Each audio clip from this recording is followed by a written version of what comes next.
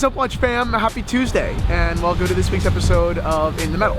I am Christian from Theo and Paris, and today we're going to be diving into three very different watches. I think almost entirely unrelated to each other, but let's do it.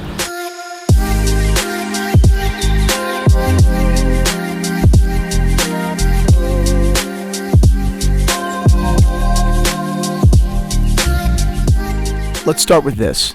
A piece of Rolex history dating all the way back to 1956. It's a reference 65, 64, and it's probably unlike any other vintage Rolex you've ever had the pleasure to hold. Although its classic steel oyster case is quite similar to the ones found in today's production line, it's the finer details. The decadently styled dial, alpha hands, and blue sweeping seconds, for example. It's obvious that Rolex was having fun when they designed this, which I kind of think that Rolex has lost since.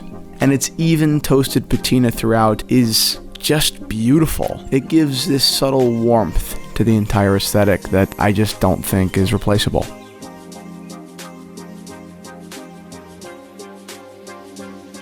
Let's change gears and talk about this.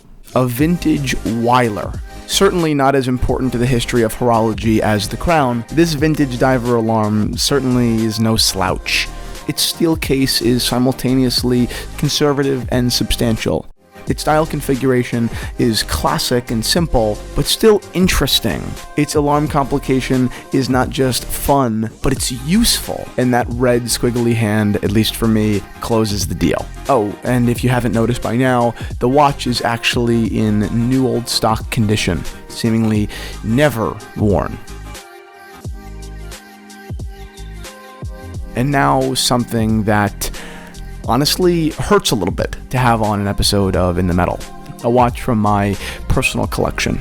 A vintage Must de Cartier Tank. It is, without question, one of the icons of watch history. And in my opinion, the most classic and refined icon. The Tank famously found its home on the wrists of Andy Warhol and Truman Capote. It really is a tastemaker's watch. And this particular example is an oddball, to say the least. This watch was supposed to be a cheaper tank, an entry-level watch, and as such, in this line, many corners were cut. Thin yellow gold plating as opposed to solid. Cheap quartz movements as opposed to classic manually wound mechanical. But this particular example is the antithesis. It's cased in silver, not stainless steel, and it's powered by the classic manually wound mechanics that all Cartier should be.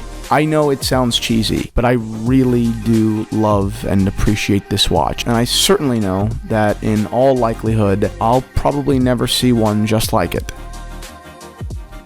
So that's it. A sneak peek into 3 of this week's 6 new additions to the watch shop at theoandharris.com.